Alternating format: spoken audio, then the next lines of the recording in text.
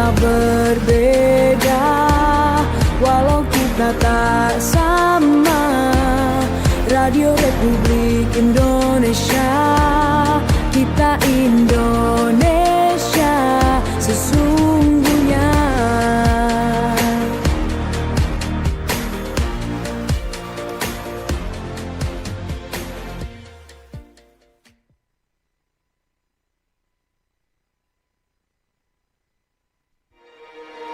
Bersatulah Indonesia, jangan pernah terpecah belah. Walau kita berbeda, walau kita tak sama. Radio Republik Indonesia, kita Indonesia sesungguhnya.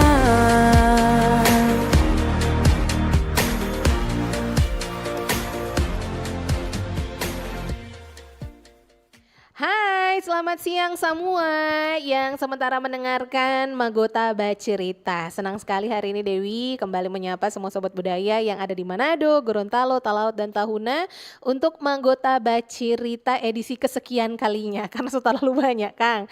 Yang pasti hari ini sesuai flyer yang sudah tersebar di Gorontalo, Manado, Talaut, dan juga Tahuna, kita akan berbincang dengan salah satu narasumber yang akan membahas banyak hal soal salah satu tradisi kebudayaan di Minahasa. Mungkin kalau orang bercerita waktu Pinawetengan semua sepertinya so familiar. Cuman setelah tadi ngobrol-ngobrol sedikit off air dengan orang narasumber, Dewi tercengang-cengang dan terkaget-kaget begitu. Karena ada banyak hal yang ternyata Dewi ingin tahu. Mungkin sobat budaya juga belum tahu. Jadi kesempatan kali ini orang akan membahas banyak soal waktu Pinawetengan, demokrasi dan perdamaian. Nah, kenapa harus ada demokrasi dan perdamaian? Nah, ini yang akan kita ungkapkan fakta-faktanya bersama orang penarasumber. Hari ini sudah ada di studio Pak Ariksen Ciltuan Karundeng, Magister Teologi. Beliau merupakan budayawan, peneliti kajian budaya Indonesia Timur. Selamat siang. Selamat siang, Bu Dewi. Ini bagus sekali Pak DP baju, ya kan? Ini Minahasa sekali dengan boleh dijelaskan yang digunakan di kepala ini apa, So? Karena Dewi lihat tonas-tonas di Minahasa pakai begitu semua. Di Minahasa sebenarnya di semua kebudayaan ada tradisi yang kemudian sering disimbolkan di bagian kepala kan. Sama di Minahasa itu ada kalau orang Tombulu di sini bilang susuunan atau sesembetan. Jadi sesuatu yang diikatkan, disisipkan di kepala yang berfungsi untuk melindungi, tapi juga simbol kultural penanda. Jadi kalau di komunitas model ikatan bisa diketahui oleh komunitas sehingga ketika berkumpul orang banyak mereka tahu ini orang memang komunitas atau dari mana. Jadi dia menyimpan rahasia pengetahuan. Tapi bagi orang Minahasa sunan itu ada kaitan dengan topik ini. Nah, itu simbol kesetaraan. Cara ikat nggak boleh sembarang. Jadi ada cara ikat, kemudian ada kalau dalam tradisi tua ada bilangan, ada doa sebelum kita ikat, itu yang jadi doa biasanya ketika mau melangkah keluar. Dan susunan itu biasa dipakai di pertemuan-pertemuan, upacara adat atau pertemuan-pertemuan umum. Nah, ketika semua orang menggunakan simbol ini, siapapun dia dianggap setara. Masuk peleng, orang Tombulu bilang, jadi semua setara. Kalau mau mengingat Kiapa Manado, Sulawesi Utara, khususnya Minahasa juga menjadi salah satu daerah yang paling damai di Indonesia. Ini ternyata berkaitan juga yang akan orang bahas sekarang. Karena ini juga merupakan salah satu tradisi yang walaupun sudah berbeda generasi bisa dibilang dengan peradaban yang semakin berkembang sekarang, ternyata unsur-unsur kebudayaan Minahasa ini mempengaruhi banyak orang semua, ya kan? Karena Dewi juga bukan asli Minahasa tapi sangat-sangat bersyukur ya, sedikit banyak bercerita dengan Pak Ariksen tadi. Dewi lihat bahwa suku Minahasa ini sangat-sangat mengutamakan hubungan antara personal dengan yang maha kuasa. Dia penting, bagian penting dari itu yang kenapa akan orang bahas juga hari ini soal Watu Pinawetengan. Tapi bisa dijelaskan dulu nih Pak, sebelum ke perdamaian dan demokrasinya. Watu Pinawetengan itu apa sebenarnya? Ya, Watu Pinawetengan ini kalau ditanya bagi orang Minahasa ini dianggap penting. Tempat penting, siapapun dia orang Minahasa. Walaupun terkikis, orang bilang sulit lari karena ingatan dan pengetahuan tentang tempat itu mengalir dalam darah setiap tahu Minahasa. Orang Minahasa. Jadi kalau dari nama Pinawetengan, Pinawetengan, orang tua bilang itu tempat dabaku berbagai akang. Jadi Di Pinawetengan itu ada paling kurang dua peristiwa besar pernah terjadi dan terkait dengan topik ini. Peristiwa pertama itu peristiwa pembagian. Jadi pembagian wilayah awohan, wilayah untuk digarap.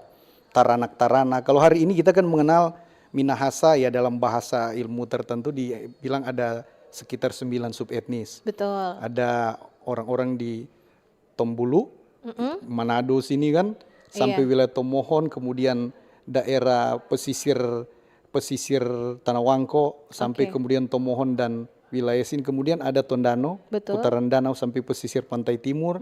Ada Tonsea, orang-orang dari Bitung, Likupang sampai air Madi di sini. Kemudian ada orang-orang Tontemboan dari Leilem terus sampai Languan Pantai, kemudian ke daerah sampai terus Modo ini perbatasan Bolmong. Lumayan luas juga ya. Baru ada di wilayah Tenggara itu ada Tonsawang, orang-orang seputaran Danau Bulilin, Tombatu. Ada kemudian Pasan itu seputaran Ratahan sampai Pantai, dan Ponosakan, Belang sampai Rata Totok. Di daerah sini kemudian kita menyebut bagian dari Minahasa, kemudian ada orang-orang Bantik di seputaran Manado. Iya, betul. Dan kemudian Babonteho, orang Tombul bilang Wawo Unteu, orang-orang Minahasa yang dipercaya sejak dulu mendiami pulau-pulau dari seputaran Manado ini sampai Lembe. Jadi mereka disebut Babonteho, hari ini Wawo Unteu, orang Tombulu bilang. Kalau Dewi flashback ya, maksudnya kalau kita bisa kembali ke masa lalu, ternyata memang kita punya suku etnis yang sangat-sangat banyak begitu. Nah, cara mengcovernya seperti apa mungkin akan dibahas ini gitu ya. Dan itu terkait dengan nama.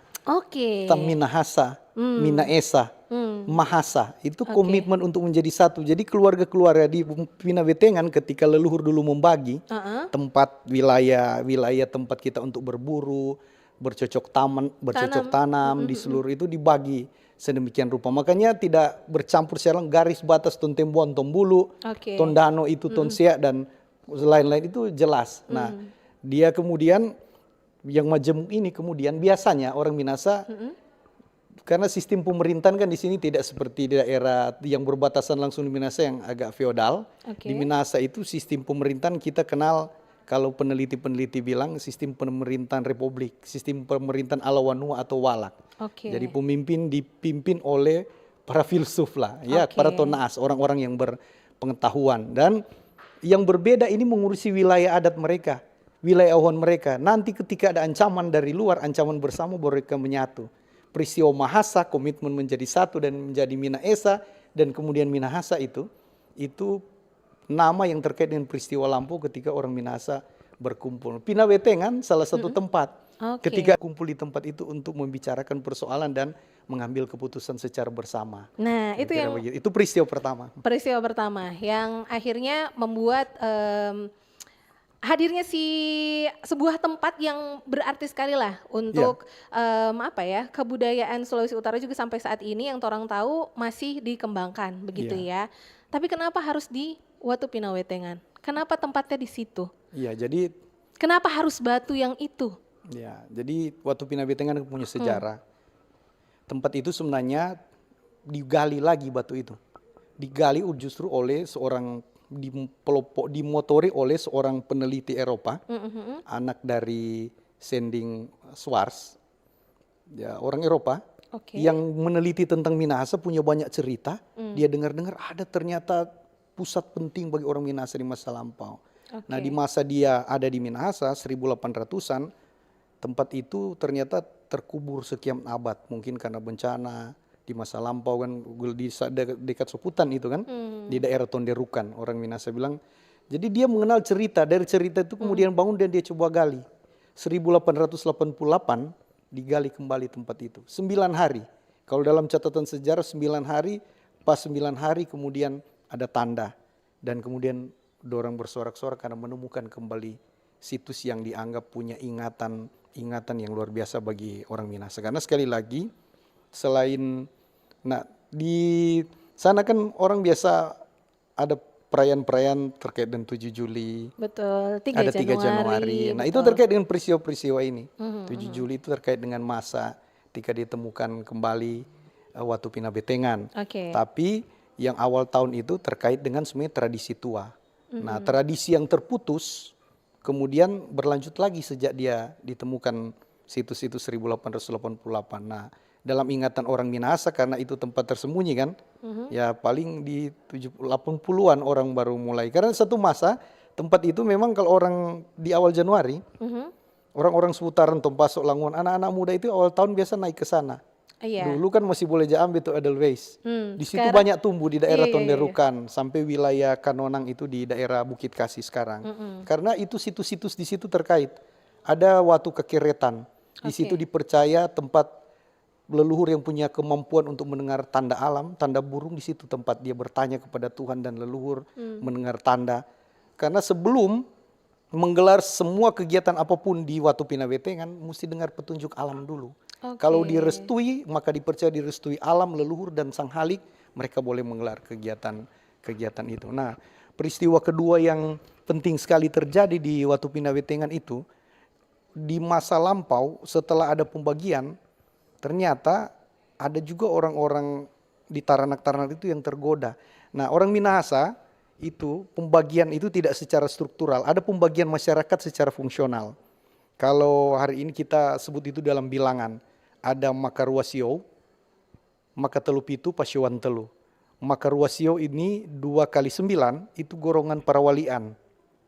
Orang-orang yang diberi tugas secara khusus dalam masyarakat untuk mengurusi hubungan vertikal, urusan spiritual umat.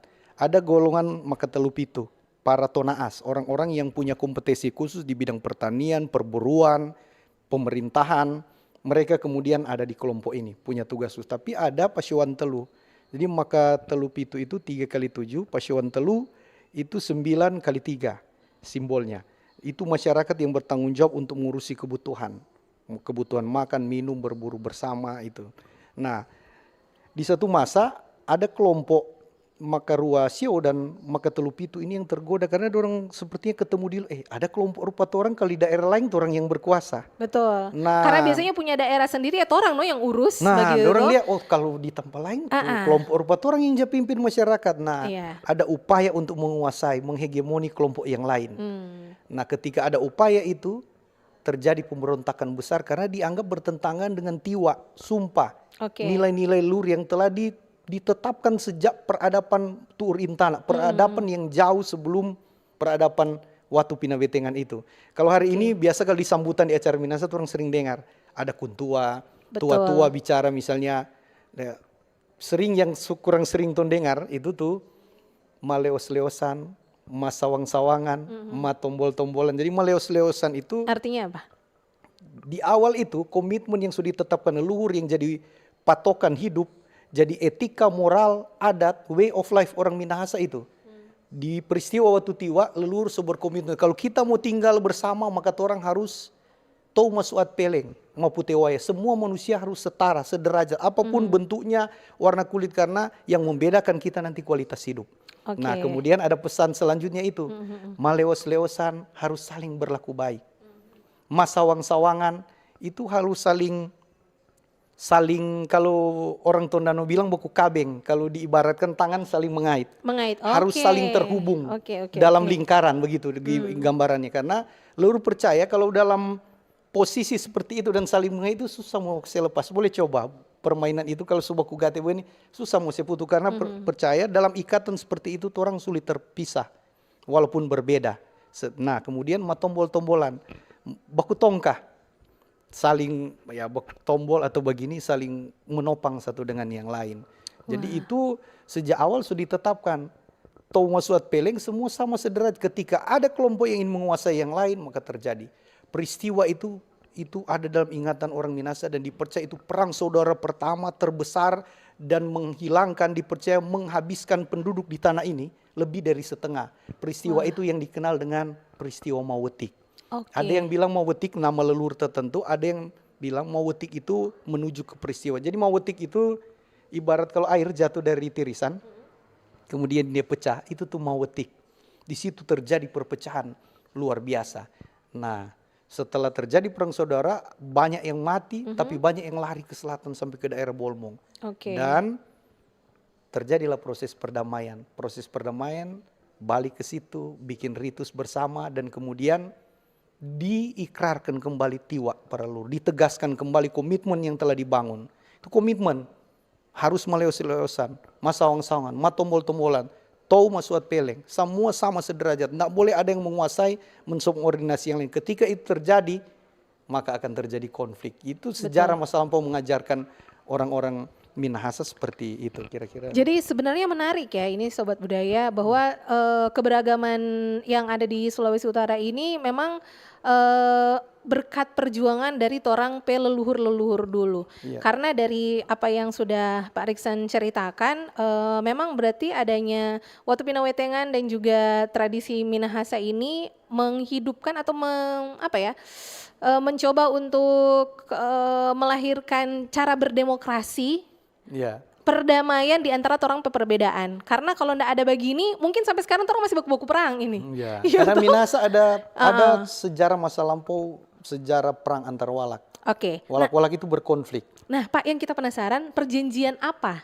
yang akhirnya tercetus dari peperangan saudara ini yang menghabiskan banyak sekali warga? Kira-kira apa? Iya.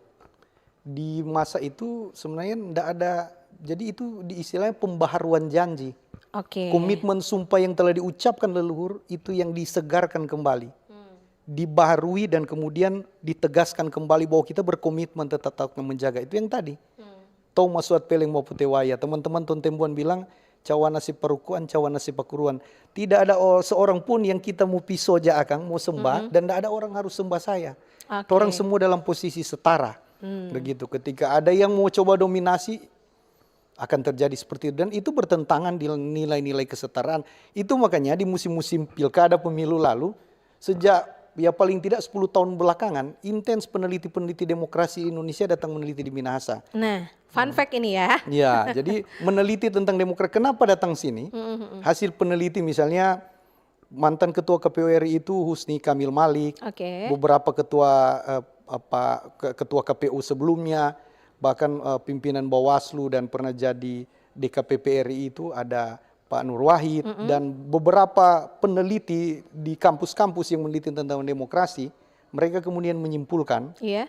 bahwa demokrasi Nusantara bahkan menurut mereka ya, peneliti dari luar ini lahir dari tanah ini. Oke. Jadi berangkat dari Keberhasilan peristiwa sejarah dan jadi di masa lampau itu kemudian merasa bahwa dan ada peneliti-peneliti yang saya sebutkan tadi bilang, kalau ada tanah paling subur di Nusantara ini untuk bertemu demokrasi maka di tanah ini. Luar biasa. Salah satu indikasi soal itu, kalau mau lihat soal kesetaraan simpel, dia dihukum hak waris. Di tempat lain ada cuma anak yang tua dapat, ada Betul, cuma laki-laki dapat. Tapi di sini 10 ke 9 kakak ada yang bungsu perempuan paling bontot, coba enggak dapat dia. Talebe ambil dia punya, dia yang paling ribut dan semua setara. Laki-laki perempuan yang tua sampai yang bungsu tetap sama. Oke. Kecuali dalam pembagian ada hak khusus anak-anak biasanya yang tinggal dengan orang tua dan biasa anak yang bungsu dapat. Sebenarnya bukan wajib anak yang bungsu, cuma biasanya kalau lain sokaweng toh, tertinggal yang bungsu. Oke. Nah biasa yang punya tanggung jawab untuk merawat orang tua, ketika berbagi rumah itu dia punya. Rumah warisan keluarga anak itu. Oke. Makanya biasanya anak-anak yang bungsu jadi dapat rumah di kampung-kampung dahulu. Sampai sekarang masih ada tetap menjaga tradisi itu. Luar biasa. Ini menarik sekali ya. Jadi terciptanya perdamaian dan demokrasi karena juga bisa dibilang ya buah-buah pemikiran dari torang Petonaas-Tonaas di Sulawesi Utara yang diadaptasi juga sampai saat ini yang mencerminkan bahwa memang apa yang dipikirkan torang Petonaas-Tonaas dulu itu bukan cuman hanya menguntungkan satu sisi saja. Tapi demi keberlangsungan bersama begitu itu, ya. itu paling Yang baru Dewi sadari saat ini. Kayak oh ternyata suku Minahasa itu seadil dan seberpengaruh itu. Tidak hanya untuk juga masyarakat sekitar tapi di luar suku-suku yang ada di Minahasa. Jadi ini for semua yang mungkin juga penasaran mau bertanya ke Pak Riksan. Apa yang mungkin sampai saat ini masih torang terus wariskan atau torang jaga gitu ya daripada tradisi suku-suku Minahasa atau apapun yang ada di Pinawetengan ya, atau mungkin apakah ini akan menarik ketika tanggal 7 Juli atau 3 Agustus torang 3 bikin Januari. 3 Januari sorry 3 Januari dan 7 Juli ini torang jadikan salah satu agenda kebudayaan sama di daerah lain yang torang mau buka kira-kira untuk para turis datang misalnya atau mempelajari atau apa. Nah nanti akan torang bahas. Yang pasti yang mau bertanya bisa line WA ya di nomor seperti biasa, atau teman-teman juga yang ada di Talaut, terus juga Tahuna dan juga Gorontalo. Torang mau sapa-sapa Ya. dulu teman-teman yang ada. Ini sementara mencatat, sepertinya banyak pertanyaan dorang ini. Ya. Ya kan? Ada yang bawa buku, pulpen sendiri masing-masing. Ha, Dodo. Ya. Coba, siapa yang bisa memberikan pertanyaan? Saya akan berikan hadiah 1 buah mobil dalam bentuk voucher ya. Ini teman-teman dari Gorontalo dulu mungkin bisa menyapa orang penarasumber di studio hari ini, silakan. Ya, halo. Halo Kakak Dewi, Bapak lagi torang. Halo, Baku Dapat Ulang. Iya, selamat siang juga untuk Pak Riksan ya. Ya, selamat siang Pak. Salam budaya, salam damai untuk saudara-saudara di Gorontalo. Iya, salam budaya juga. Pak Riksan, menarik sekali apa yang sudah disampaikan tadi ya. Ini tadi saya juga ikut terkesima dan juga menyimak apa yang sudah disampaikan. Yang jadi pertanyaan saya nih tentang manakah penyebutan yang benar nih? Karena tadi sempat disampaikan ada Watu Pina Betengan Iya. atau Watu Pina Wetengan. Iya. Terus juga nih bagaimana Pak Riksan, bagaimana generasi muda di Minahasa sana itu dapat memaknai kembali Watu Pina Betengan atau Watu Pina Wetengan ini agar nilai-nilainya ini tidak hanya berhenti sebagai simbol sejarah saja, tapi juga menjadi pedoman hidup bermasyarakat di sana nih Pak Riksan. Ya. Oke. Menarik ini. Terima Ya, kasih. boleh langsung. Ya, Boleh Kakak langsung. Dewi. Silakan. Ya, Boleh masih. langsung Pak Riksan. Jadi biasa kan perubahan bunyi itu kalau dibahasa kan. Ya. Sekarang Pina Betengan, ke Watu Pina Betengan itu ada dekat dengan 2 kampung. Salah satu kampung Pina Betengan. Oke. Jadi di Pina Betengan. Dan orang Minahasa bilang kata Pina Betengan itu sebenarnya bahasa lebih tua dia itu Pina Wetengan. Karena weteng itu bahasa kami itu baku berbagi. Jadi kata weteng, Pina Wetengan itu ya dia jadi kata yang menggambarkan tentang tempat berbagi. Jadi batu itu ya batu, tapi dalam bahasa kita menyebut batu itu watu. Nah, Oke. ini bahasa Austronesia kan rata-rata menyebut sama batu, ini watu. Dia kemudian jadi Watu Pina Betengan. Nah, soal pewarisan nilai-nilai penting, karena hal yang paling penting di Watu Pina Betengan itu memang nilai, Pak. Kita setuju. Jadi ya karena nilai itu yang menghidupkan kami. Nah, cara sebenarnya leluhur telah mewariskan cara itu. Setiap tanggal Januari itu tidak pernah undang, tapi di sana ada ribuan orang berkumpul. Dan percaya atau tidak hari ini paling banyak anak muda. Setiap tanggal 3 Januari. Nah, di 3 Januari itu di sana di Watu Pina Betengan sering digelar ada banyak ritus. Salah satu ritus yang digelar di awal tahun itu orang Tombulu misalnya sini di wilayah Manado sampai Tomohon itu bilang itu Tul Sumaup. Itu sebenarnya upacara untuk meletakkan dasar mengawali tahun yang baru. Jadi orang Minahasa dalam ini ada kaitan dengan kosmologi orang Minahasa. Pengetahuan orang Minahasa itu ada di pengetahuan tentang kosmologi. Dan pengetahuan orang Minahasa itu disimpan salah satu dalam ritus. Nah, ketika orang datang menyaksikan ritus itu, maka di situ proses pewarisan nilai. Ketika datang di Watu Pina Wetengan, orang tua selalu menceritakan apa ini Watu.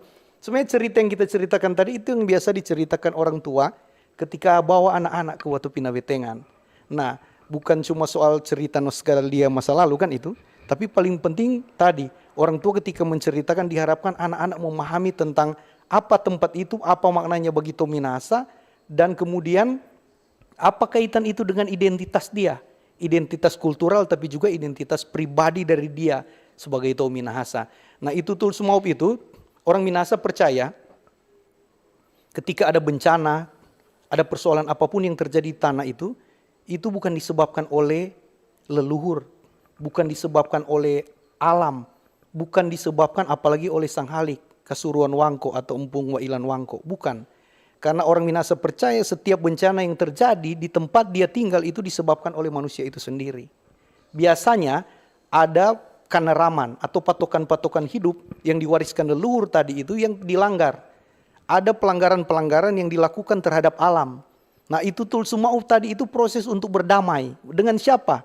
Berdamai dengan alam, dengan Tou, manusia, wose mananou, makhluk hidup yang lain, baik yang terlihat maupun yang tidak terlihat, dan dengan Tuhan. Jadi orang Minahasa melakukan ritus setiap tanggal 3 Januari itu Ibu Dewi. Jadi dorang bersih dulu, DP ritus itu harus bersih pikiran itu, karena mau minta maaf, mau baku damai dengan orang harus dimulai dari diri sendiri. Oke. Jadi dia harus membersihkan diri dulu, pikiran, baru berdamai dengan manusia dan makhluk hidup yang lain. Dipercaya ketika kita berdamai, nah maka kondisi alam itu akan menjadi baik.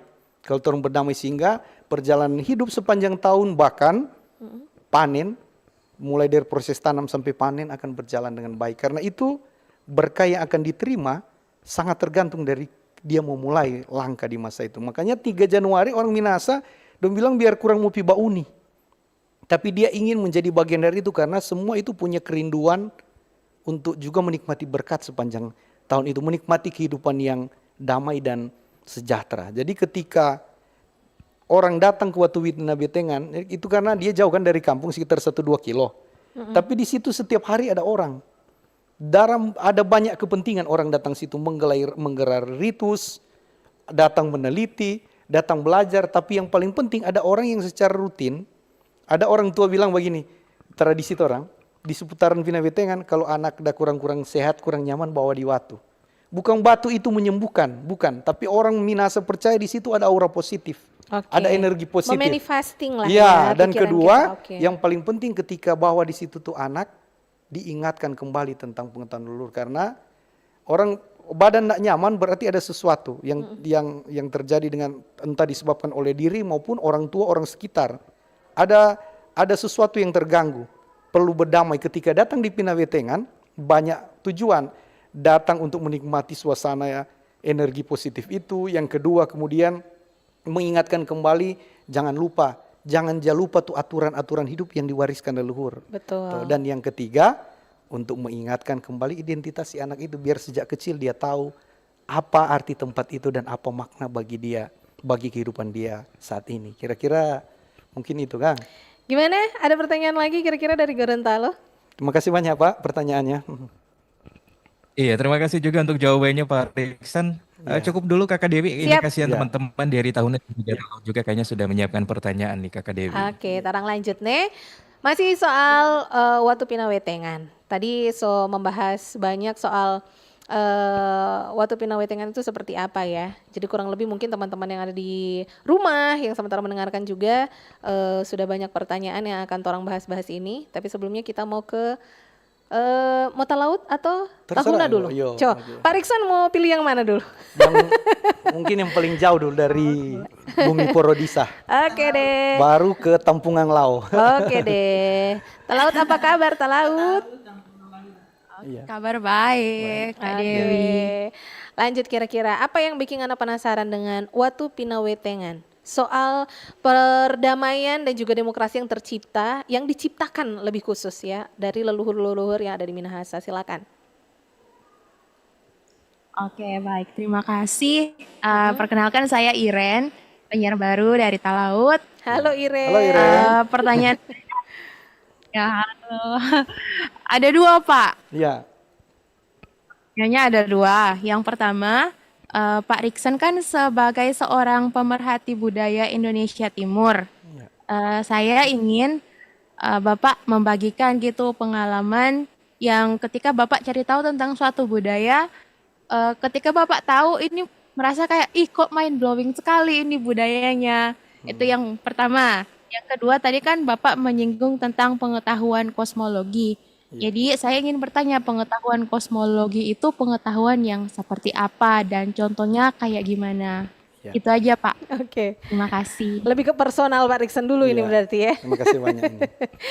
Lanjut, langsung dijawab. Jadi kita orang yang karena berjumpa dengan pengetahuan tentang budaya, bukan kebetulan. Kita percaya kita leluhur menjumpakan kita dengan pengetahuan. Kita sejak kecil hidup dari orang tua pindah-pindah. Oke.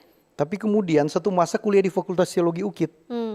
Justru di sana kita tertarik karena pikir-pikir mau jadi pendeta ini, mesti belajar banyak Alkitab atau apa. Ternyata di Fakultas Teologi kita belajar banyak hal tentang etika, moral, tentang belajar tentang budaya, agama, masyarakat dan budaya, belajar tentang agama-agama lain. Dan itu membuka kita pikiran. Kemudian Dari situ kita tertarik dengan banyak literatur.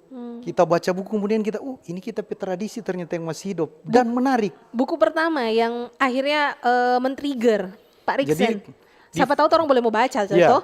di Fakultas Teologi memang buku tidak banyak. Oke. Karena literatur kita bahasa Indonesia pertama. Nanti hari ini mulai dapat literatur yang ditulis oleh para penulis Belanda, Spanyol, Portugis. Tapi awal ada buku yang ditulis oleh seorang Eropa, sangat terkenal, namanya Grafland. Bukan kebetulan ada di perpustakaan Fakultas Teologi itu.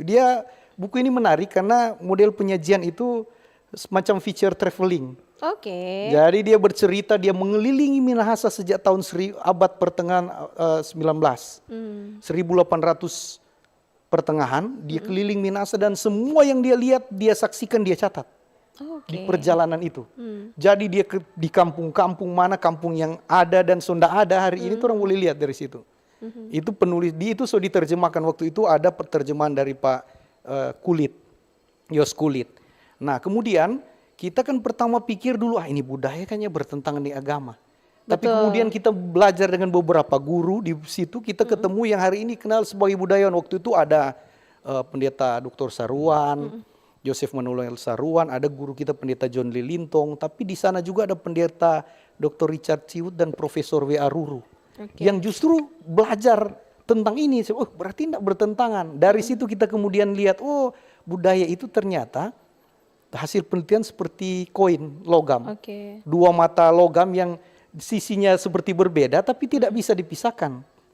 Dari situ kita semakin tertarik dengan sejarah budaya. Nah karena kita orang Minahasa maka kita kuat melakukan penelusuran. Pendeta Saruan menulis waktu itu ada buku Opok dan Ala Bapa. Ada buku-buku lain, ada Opoisme yang ditulis pendeta David Tular dan teman-teman. Dan itu yang bacaan-bacaan itu yang mendorong kita kemudian untuk menulis. Melakukan perjalanan mengelilingi Minahasa dari kampung ke kampung. Dari kota, kampung ke utang-utang. Satu situs dan kemudian mendokumentasikan. Dari situ kita dapat banyak cerita dan tentang wow luar biasa ini sejarah budaya. Dan pengetahuan tentang itu yang mendorong kita berjumpa dengan banyak budaya paling tidak Nusantara dari Aceh sampai Papua. Ketika kita datang, luar biasa setiap tempat punya ciri khas masing-masing. Mereka hidup dengan tradisi budaya dan sial atau mujur. Kita kemudian belajar sampai hari ini. Kenapa orang menganggap itu tetap penting tradisi budaya? Hasil penelitian-penelitian hari ini menyatakan bahwa nilai-nilai kultural itu benteng terakhir dan paling kuat kita menghadapi gempuran globalisasi. Hari ini semua rata. Quote of the day. Tapi ini makanya kenapa penting dan kenapa RRI menganggap penting dan menjadikan topik untuk dibicarakan. Betul. Karena ketika kita menghadapi tantangan globalisasi yang maha dahsyat, satu-satunya benteng paling kuat nilai-nilai tradisi. Betul sekali. Boleh baca, ada banyak buku-buku populer yang sampai saat ini masih dibaca, yang kita baca sejak tahun 2007-2010 ada buku The World is Flat, Thomas Friedman, The World is Flat, kemudian Hot, Flat and Crowded, Cindia, The Dragon of Asia, baru ada The Dragon and Elephant. Banyak buku-buku yang bicara tentang kebudayaan, termasuk buku-buku yang bicara tentang kebudayaan Jepang, semangat Bushido mereka. Bagaimana mereka tampil modern, hari ini orang jazz tapi di dalam semangat Bushido. Nilai-nilai budaya mereka dan itu yang jadi benteng pertahanan. Tapi pikir orang Talaut, orang Sangihe itu juga sampai hari ini bisa bertahan menghadapi gempuran globalisasi karena masih cukup kuat menjaga tradisi dan budaya itu. Tadi ada pertanyaan terakhir soal kosmologi. Betul, itu kosmologi. Di kosmologi Singkat ini saja, kan Pak. ya sebenarnya singkat, pengetahuan ini panjang sekali karena ilmu ratusan tahun, ribuan berabad-abad dan ini dibelajar semester per semester tapi gampang sekali googling, searching dapat. Kosmologi itu bicara tentang alam. Dan itu terkait dengan pengetahuan orang Minahasa memahami alam. Kenapa tadi kita sering menyebutkan Tou, kayobaan, dunia ini atau keuatan, alam semesta, Tou Wasimananau dan Sang Halik.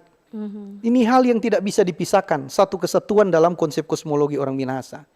Dunia ini diciptakan oleh Sang Halik dalam kondisi yang dia tidak ada gangguan. Jadi hawa positif tercipta karena diciptakan dengan baik. Nah, ketika ada gangguan bencana itu yang dianggap terganggu. Makanya ada perdamaian. Nah, ekspresi religiositas atau Minahasa itu Baator. Bahasa hari ini orang Minahasa kalau membuat ritus, orang pakai Melayu bilang Baator. Apa yang mau diator? Jadi mau atur kembali tuh hubungan yang baik dengan sesama, dengan alam semesta ini. Dan nah, pemahaman tentang kosmologi itu dipercaya bahwa tidak boleh ada yang rusak. Dalam kaitan dengan lingkungan, orang Minahasa itu sejak kecil diajarkan sebenarnya. Datang ke kebun, jangankan menebas, memetik satu daun pun itu tidak bisa. Kalau kita melakukan itu, kita harus mampu mempertanggungjawabkan. Karena dipercaya itu bagian dari rancangan ciptaan yang luar biasa itu. Tidak boleh diganggu. Kalau kita petik tanpa tanggung jawab, maka ada bencana yang akan disebabkan kita sendiri. Makanya kalau mau ambil daun untuk obat, orang Minahasa boleh tanya, ada tradisi itu orang mesti bicara. Mau bicara dia Permisi sebagai dulu makhluk, lah ya. bilang biasa kalau dalam malam Manado kira-kira begini, pakai bahasa tanah biasanya, tapi bilang kira-kira kita pi keluarga, kita pi anak ada yang sakit, kita mau perlu pangana untuk pengobatan, jadi kita mau izin mau ambil, dan kemudian itu bagian dari bilangan, ada doa kepada Tuhan dan memohon berkat baru ambil. Mau potong ayam itu tradisi banyak tempat, karena dia makhluk hidup, so bilang, orang hari ini perlu, orang mau makan, orang minta izin, orang mau ambil pengana. Itu kira-kira baru menghormati lah ya. Iya, karena dianggap kalau sembarang melakukan akan merusak. Jadi sekali lagi kosmologi itu terkait dengan pemahaman orang Minahasa soal alam semesta, Tuhan, dan hubungan dengan manusia dan makhluk hidup yang lain. Dan ritus-ritus itu bagian dari ekspresi merespon keyakinan tentang hubungan itu. Baator, jadi berdamai dengan alam, dengan apapun itu. Ritus-ritus termasuk di Pinawetengan. Itu tul Sumauf kan untuk berdamai dengan itu. Betul sekali. Dan itu ritus itu dalam kaitan dengan konsep kosmologi orang Minahasa tadi itu kira-kira. Jadi kurang lebih bagaimana cara kita untuk kita sebagai manusia bisa menjaga apa yang sudah Tuhan berikan, ya kan? Jadi kayak simbiosis mutualis lah. Apa yang sudah alam dan Tuhan berikan, begitu juga bagaimana cara kita memperlakukan apa yang sudah Tuhan berikan gitu ya di kehidupan kita sehari-hari dan lingkungan kita juga pastinya. Singkat nih dari Tahuna dulu, pertanyaan soal sejarah kebudayaan Watu Pinawetengan. Silakan, Pak Riksan. Sejarah budaya. Boleh. Jadi sejarah.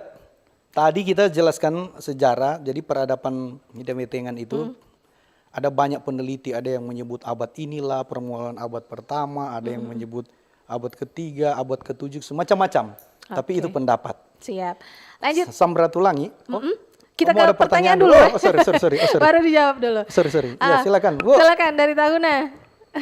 Apa yang mau ditanyakan? Ya, Bu, maaf. Selamat siang, Pak Riksan. Ya, siang baik, Bu. Selamat siang. Ya. Oke.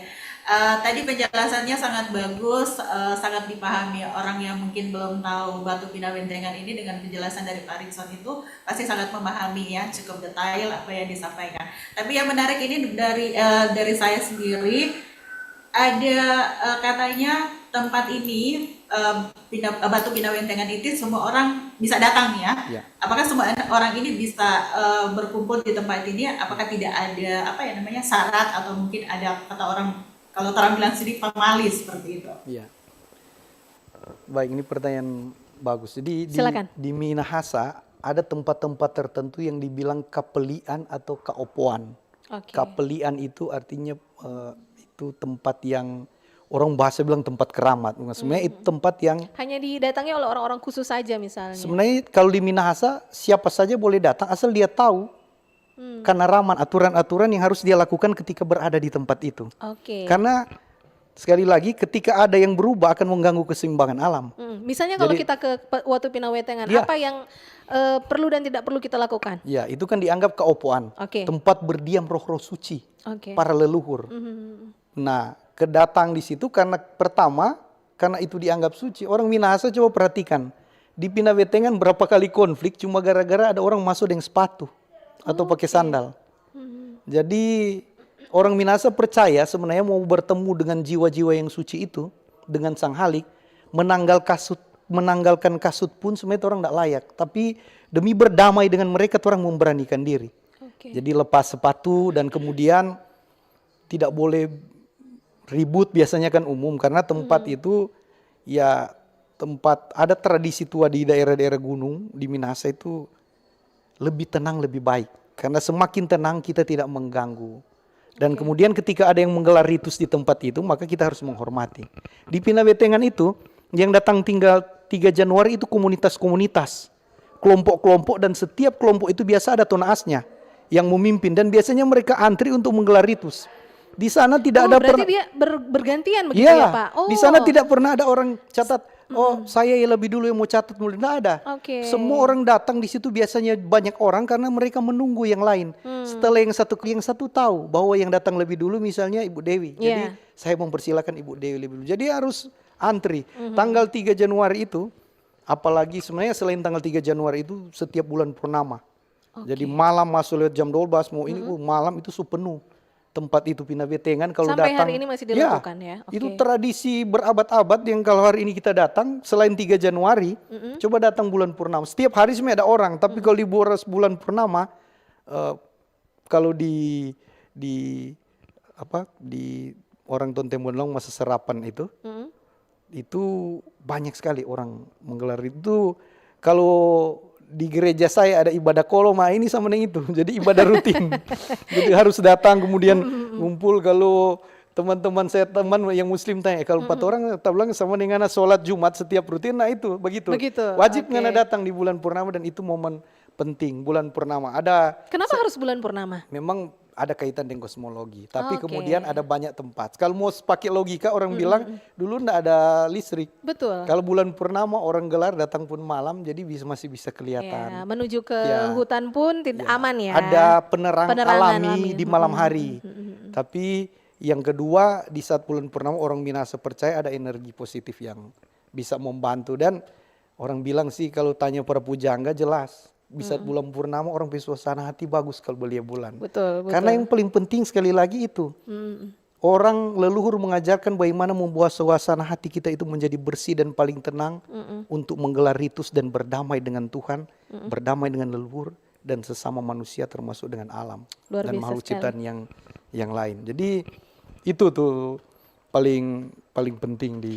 Jadi memang kalau mau dipikir-pikir ulang, Kang, Torang Peo Tonaas ini sebenarnya mewariskan sesuatu yang tidak akan pernah habis kita gunakan setiap hari-hari. Maksudnya entah bagaimana cara kita bermasyarakat, ya kita dengan Tuhan, tradisi-tradisi yang bukan cuman sekedar bisa dibilang mitos-mitos saja, begitu. Tapi memang hal-hal yang selalu berkaitan khusus dengan kehidupan kita sehari-hari yang masih dilestarikan sampai saat ini. Dan tadi menurut Pak Riksen juga anak-anak muda banyak sekali. Ya paling banyak di setiap itu.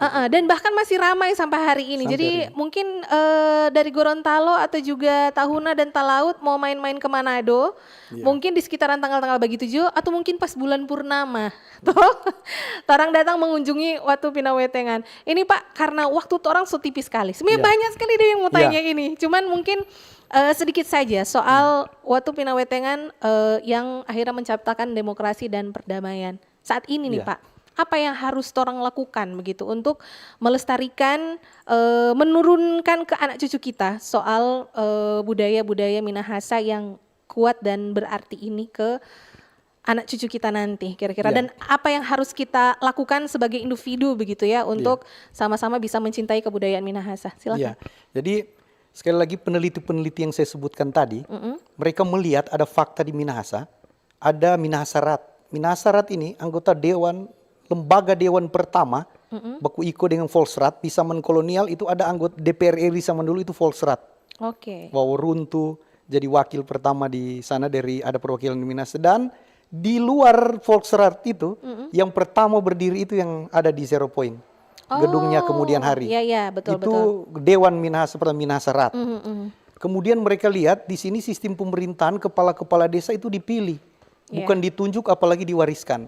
Peneliti-peneliti kemudian melihat proses pemilihan itu dilakukan secara menurut teori hari ini disebut demokrasi, karena istilah itu orang Minahasa tidak kenal.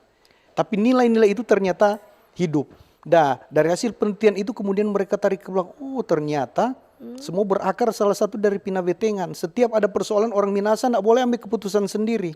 Walaupun berbeda, suku, subenis yang kita sebut beda taranak, tidak boleh ada persoalan diselesaikan sendiri. Harus duduk bersama dan mereka datang di Pinawetengan. Makanya peneliti-peneliti itu menyimpulkan Pindah Bentengan itu adalah simbol demokrasi. Jangan-jangan ilmu Minahasa. komunikasi juga dari hasil dari penelitian waktu Pindah Bentengan Nah, ini. jadi ada banyak terjadi sekali itu kan Iya, peristiwa iya. yang terkait dengan itu, dan kemudian itu soal perdamaian. Setiap Bakudapa bercerita itu untuk menyelesaikan persoalan dalam rangka perdamaian. Ya. Nah, menurut kita itu paling penting pesan bagi generasi hari ini. Bagaimana kita tetap menjaga, ndak boleh sok jago ngana. Semena-mena Nggak sendiri. boleh ngana ya. anggap ngana tuh paling betul. Apalagi setiap ada persoalan di masyarakat ngana mau jadi barol sendiri nggak bisa. Karena persoalan paling berat itu bisa diselesaikan secara bersama-sama, dan metode itu metode yang kemudian mendekatkan kita pada perdamaian. Jadi bukan soal sepakat atau tidak sepakat, karena sepakat atau tidak sepakat ketika kita Bakudapa di Pindah Bentengan, maka orang menyelesaikan persoalan itu dengan melibatkan leluhur dan sang halik. Karena itu mau menjaga kebersihan hati, pikiran itu penting. Itu juga pesan penting ketika kita datang ke Pindah Bentengan, mengingatkan kita berusaha selalu menjaga hati dan pikiran itu tetap bersih.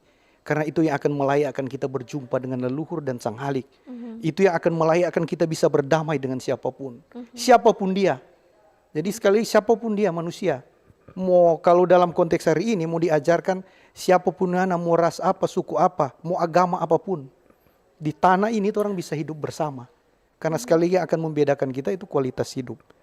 Jadi bagaimana kita menjadi woto moto, bagaimana kita menjadi manusia yang hidup dan memberi hidup bagi yang lain. Nah, karena itu cara kita mewariskan pengetahuan simple. Kalau terkait dengan Watu Pindah Bentengan, ayo main ke Watu Pindah Bentengan. Mau aku Mari bawa anak-anak ke sana.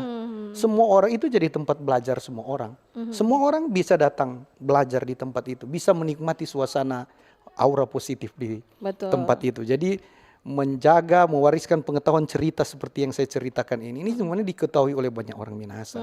Mewariskan cerita ini adalah salah satu cara kita menjaga nilai-nilai tradisi pengetahuan yang tetap menghidupkan kita dari zaman dulu. Karena itu sekali lagi ketika peristiwa, ketika kita datang bawa orang ke Pindah Bentengan, kita melihat orang menggelar ritus, baator, Iya. mengingatkan orang bahwa hidup ini harus teratur.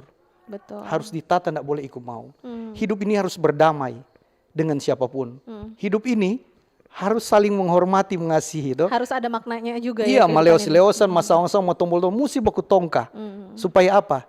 Supaya pakatuan, pakalawiran. Kita bisa menikmati, disayangi sang halik dan para leluhur, dan menikmati banyak berkat Tuhan dalam hidup kita. Wah, Itu. luar biasa. Kira-kira. Ini torong sudah pas 10 SKS sih sebenarnya ya. Dari Gorontalo, Talaut, Tahuna mungkin juga punya tradisi adat dan Iya, istiadatnya pasti. masing-masing. Pasti kan? ada. Yang- Mungkin juga sudah dipelajari Pak Riksen juga Iya. begitu ya. Cuma sedikit banyak yang torang pelajari hari ini. Nggak heran kenapa torang orang Minahasa, Sulawesi Utara itu selalu dikenal dengan torang Samua Basudara. Paling aman biar ngana mau bagaimana. Pokoknya torang hidup satu ya. Tanpa ada perselisihan. Nimbolek siapa lebih di atas, Iya. nimbolek siapa yang lebih berpengaruh.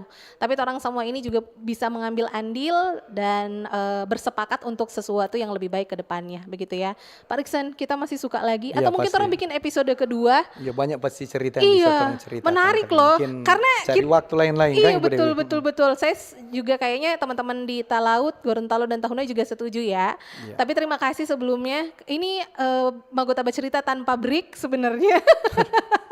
1 jam full, tapi terima kasih banyak Pak Riksen. Terima kasih banyak. Bu. Terima kasih juga buat teman-teman yang ada di Talaut, Gorontalo dan Tahuna. Mungkin orang baku dapat ulang di kesempatan yang berikutnya. Dan terima kasih juga untuk semua sobat budaya yang sudah menonton, sudah mendengarkan. Dan Dewi mewakili kerabat kerja mau pamit undur diri, termasuk Pak Riksen juga. Ya, terima kasih banyak. Salam Sarang- damai untuk teman-teman di Talaut, Gorontalo, Sangihe, dan semua Betul. pencinta RRI ya, yang selalu setia dengan RRI. Oke deh, kalau begitu orang baku dapat ulang minggu depan di setiap Kamis di Magota Bercerita. Sampai jumpa. Bersatulah Indonesia, jangan pernah terpecah belah. Walau kita berbeda, walau kita tak sama, Radio Republik Indonesia, kita Indonesia.